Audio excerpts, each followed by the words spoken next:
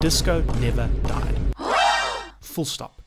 Its influence permeates every aspect of Western culture in a way that's really quite unlike any other artistic expression that came before or since. In spite of popular perceptions, at its roots, disco was a countercultural movement that was deeply political in nature, and it forced society to confront really fundamental questions regarding inequalities in race, gender, and sexuality. Questions that really are more relevant now than they ever have been. At the same time, many people reflect on the disco phenomenon as basically a shallow display of manufactured and commercialized hedonism that was devoid of any meaning, substance, or authenticity. Basically a pockmark on Western consciousness that's basically best left forgotten. It's astonishing really to think that all of this just came from music. Music that grew out of the need for people to escape, yet also somehow belong. Music that existed to solve people's problems. Today we're going to have a look at how this music transformed an entire industry through shifts in musical traditions, technology, and techniques, and figure out how it affects our lives to this day. But before we can do any of that, we need to ask ourselves, what is disco anyway? So the word disco is actually a shortening of the French word discotheque, which literally means library of phonographic records, and I love that. I think it's a really appropriate name considering that it was originally applied to nightclubs in Paris that could only play records to entertain people, mainly due to the devastation in the aftermath of the Second World War. In the beginning, disco wasn't really disco. Disco was anything that had a groove. It could be everything from jazz fusion to psychedelic rock, and the best grooves were curated by DJs playing the intimate house parties in 1970 Manhattan, New York. Certain vibes proved to elicit a more favorable response from patrons over others, and when combined, these vibes formed the blueprint for what would become known as disco. The foundation of the style, just like most music, lies in its beat, which is almost always a 4-to-the-floor affair where there's tons of open hi-hats for spice. Basically, it sounds like this.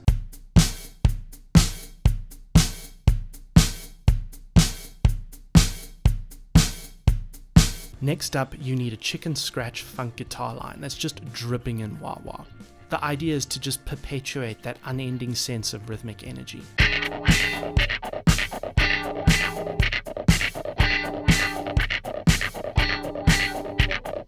To glue it all together, you use a melodic, syncopated bass line that's just stuffed full of octaves. Seriously, if you think you have enough octaves, you really don't.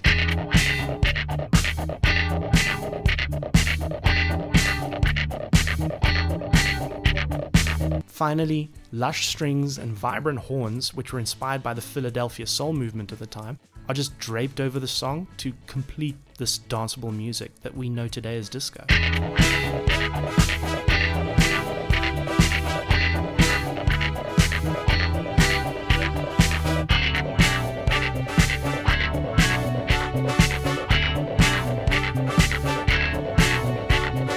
Vocals did form an equally important part of this recipe, but not really in the same way as they did in generations prior.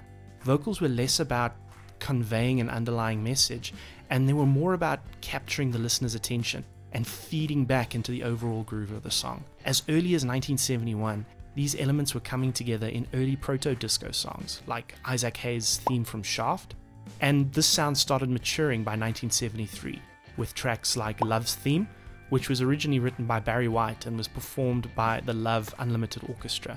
And by the mid-1970s, disco was in full swing, with bops like Disco Inferno by the Tramps and the obvious one, the YMCA by the Village People. But how exactly did this music get this way? You can't talk about disco without talking about disc jockeys, or DJs for short. In the modern era, DJs transcend the association with nightclub culture, and they regularly reach the highest levels of celebrity, alongside actors and more traditional rock stars. They have their own rich history as artists, and their compositions have birthed just a multitude of modern dance music genres. However, before disco, the life of the disc jockey was very different. By definition, the disc jockey is just someone who plays recorded music for people. Since the 1930s, the term was exclusively applied to personalities that played popular music on the radio, and the first ever documented club DJ performance was in 1943 by a radio disc jockey called Jimmy Savile. I'll probably should have checked that first. Who played jazz records at the Royal Order of Ancient Shepherds. Are you ready for the rough neck bass?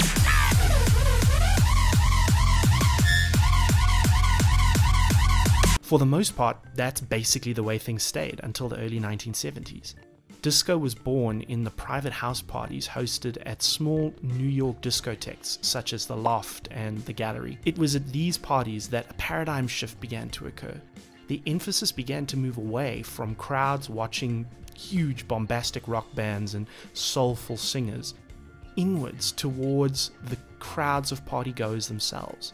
The crowds became the performance through their endless dancing and enjoyment of the music. For the DJs playing these parties, the hunt was on to find the most rhythmic and groovy material to make sure the dancing never stopped. The first disco parties were originally developed around the experience of an acid trip, believe it or not, and they would have a mellow start, a ramp up to a climax, and a slow but steady descent into a cool down, and the music was chosen to reflect that. When disco was much less well defined in the early days, this allowed for quite a lot of freedom to explore the weird and wonderful, and DJs achieved this through the practice of what we know today to be crate digging. This is basically just the act of combing through the millions of vinyl records that find their way into the countless thrift stores and charity shops that just scatter the urban landscape. These records would typically be stored in crates to save space. David Mancuso, who is the owner of the Loft and who's widely considered to be the father of disco, was particularly renowned for his lust for exotic and esoteric tunes to please his patrons. And some sources suggest that the Loft and DJs are possibly the origins of this practice. Today, crate digging is more well known as one of the foundational practices of hip-hop beat making. Hip-hop producers and DJs would hunt for records with fresh beats, just like the disco DJs before them, but now with their own original material in mind. Extracts from obscure and unknown records would be pieced together to form a new song, a process that we know today as sampling, and tens of thousands of songs have been created in this way. And some of them have been pretty controversial. For example, Can't Touch This from MC Hammer and Ice Ice Baby from Vanilla Ice are two such examples where lawsuits were involved due to the use of the samples. When the sound of what we know to be disco today was established, everyone wanted a slice of this pie. Give me slice of the pie. As more and more discotheques opened up as the 70s wore on, DJs were clamoring to get their hands on the latest releases to spin. But there was one major problem. They didn't know how to get them. Individual DJs often lacked the clout to get them on their own, and the record labels who were producing the music had no idea who some of the smaller regional DJs even were. So many DJs requesting the latest releases were often turned away or ignored. Enter once again David Mancuso, who, along with Steve D'Acquisto and Paul Casella, developed the first ever New York record pool in 1974. This was a not-for-profit organization that acted as a centralized distribution method for connecting record labels with DJs. DJs would join the pool and would receive test pressings of the latest releases being developed at the record labels. In return, the DJs would spin these records at their places of work and provide feedback. This would be in the form of what the vibes from the crowd were, as well as thoughts from the DJs themselves. The record labels would then adjust the material, taking this feedback into account. And this is how DJs helped to directly shape the sound of disco. While the original New York record pool was pretty short-lived, it only existed for a couple of years, the structure as a principle has grown to be an enduring part of the American music industry, with over 150 such organizations existing across the country at the peak of the practice. While the shift to digital music has resulted in a decrease in the number of such structures, they've actually adapted really well to the changing times and continue to exist to this day. The nature of the disco sound meant producing it was expensive and complex. Gone were the days of small jazz trios and funk ensembles. The disco sound demanded scores of musicians to perform the lavish string and horn accompaniments on top of the existing chordal and percussion instruments. This made disco some of the most expensive music to be produced from the era. The method used to compose disco drew inspiration from the more commercial Motown model, as opposed to the bohemian traditions of the rock bands of the time. Instead of the artists composing material, An army of orchestrators, songwriters, arrangers, copyists, and conductors were all employed to compose and assist in recording the sophisticated musical passages. Producers and engineers further contributed with their own technical wizardry before making the final adjustments based on feedback from the DJs on the ground. The process feels like it has more in common with an industrial production line that you'd find in BMW as opposed to an art studio, with the mixing engineer taking on a very prominent role in the process. It wasn't uncommon for engineers to work with in excess of 60 tape tracks, cutting and editing them into the various structural elements of the song. With the accompanying big budgets from record labels, studios were kitted out with the latest tech of the time, and this made the process as easy as possible. All of this new tech led directly to what is possibly the very first electronic dance music track, a song that deserves an entire video on its own. The drive for longer songs to keep the discotheque patrons dancing longer inspired producers to innovate in other ways as well. The predominant format of the era was the 7-inch vinyl single, only allowed for 3 minutes and 30 seconds of good quality music per side. Attempting to include more music on such records meant that the grooves in the record needed to be squashed closer together. This compromised the fidelity of the recording, resulting in mixes that lacked low end and had no dynamic range. Disco producer Tom Moulton, with the help of his mastering engineer Jose Rodriguez, discovered that single longer songs could be remixed and written to the standard 12-inch vinyl album format. Not only did this mean that longer versions of the singles could be played, which kept the disco goers dancing longer, but the resulting remixes had deeper bass and much greater dynamic range than the original versions.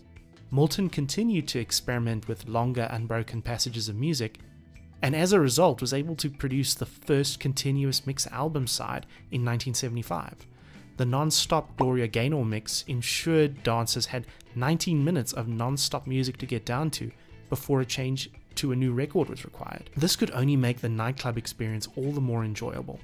Tom and Jose invented the remixes we know it today, and influenced the increase in average length of pop songs which we continue to enjoy. Since the very beginning, high quality sound was considered to be paramount to the disco dancing experience.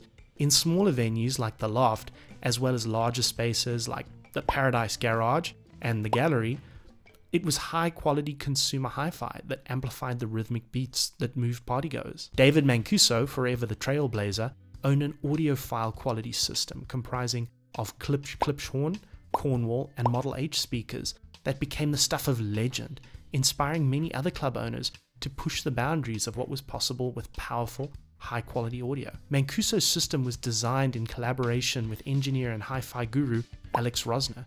He was essentially the man who was largely responsible for defining the sound of the New York club scene. It took much tweaking and adjusting to get the system just right, but once perfected, the battery of speakers were a force to be reckoned with, providing fidelity never before heard in a club environment, and pulling attendees in droves to the dance floor. Some of Mancuso's ideas about sound were actually quite groundbreaking, including the arrays of tweeters that were hung above the dance floor to increase the presence of high-frequency information the crowd experienced. Rosner was very accommodating and developed such speaker arrays for Mancuso. While the Loft system was very impressive, especially for the time, the focus of the audio was always on quality over quantity. Mancuso's parties could last in excess of 12 hours, and the goal was always to keep the people coming back for more. Tinnitus and hearing loss in patrons would not really inspire such behavior, and the practicing of safe sound, as Mancuso called it, was built from his genuine concern for his patrons' well-being. As any sound engineer or hi-fi enthusiast will tell you, in sound, the devil is in the room. It will make or break your audio experience, and more often than not, you're going to be fighting against the room rather than working with it. In the Loft, Mancuso and Rosner had to build the system around the room, whereas at the Paradise Garage, the room was built around the system, which was designed by a Loft devotee, Richard Long, and DJ Larry Levin. This was a first in the world of audio. The pair held construction parties during the building of the club to generate a little bit of income, but more importantly to fine-tune the room and the system. That way, Long and Levin could make sure the sound was the best that it could be. While fidelity was paramount at the Paradise Garage, as was the case at the Loft, the garage's system was designed with some new concepts in mind as well. Dedicated subwoofers were used to generate a significant low-end punch that added a physical dimension to the listening experience. The technology to deliver such an experience didn't exist at the time, and engineers building the garage had to invent it as they went along. For example, Richard Long developed a specific kind of waveguide called the Leavenhorn to assist in achieving the desired low-end punch from the system. The personalities of the DJs that helped to design these audio systems were reflected in the end product, demonstrating how sound systems could almost be considered musical instruments in their own right. Some larger, more famous venues, such as Studio 54, had less of a focus on the DJs themselves, and the sound systems developed for them reflected that. The new club sound systems being developed even influenced how disco songs were being produced. Engineers and producers would bring clipshawns into their studios to try and create that live feel and see how the songs would sound on the systems they would be played on. The sound systems at clubs like the Gallery and the Loft and Paradise Garage are the genesis of modern pro audio. And many of the concepts and inventions developed by those early engineers and DJs are used in modern clubs and music venues to this day.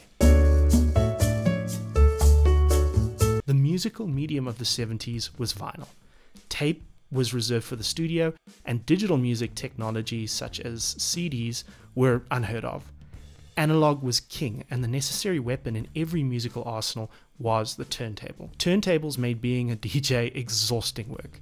In the early days at clubs like the Loft, the listening experience was focused on a whole album as opposed to curating specific songs for the crowd to enjoy. If the night's playlist consisted of multiple songs spread across a diverse discography, as became the norm, 2 separate turntables connected via a mixer were required to ensure that the music never stopped. The development of the 12-inch single greatly improved the lives of DJs, as longer remixes of songs allowed for more time for the DJs to prepare for the handover between songs.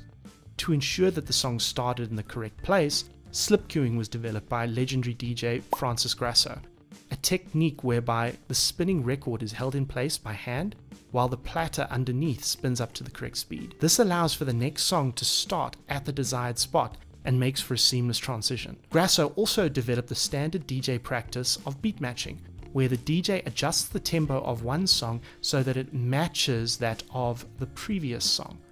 Furthermore, beats should synchronize, allowing for songs to effortlessly blend into one another. The release of direct drive turntables, most notably the Technics SL 1200 Mark II in 1978, with its very precise tempo control, made this process even easier. When adjusting the tempo of a song, its pitch is also affected, and that means you need to use other techniques like equalization to be able to construct a consistent and flowing mix. While beat matching was developed before the popularity of disco, it was and still is an integral part of creating the non-stop musical backdrop of the discotheque. The development of more robust and accurate turntables, combined with the various techniques to blend and mix together audio from multiple sources, helped to develop many of the foundational components of modern hip-hop and turntablism.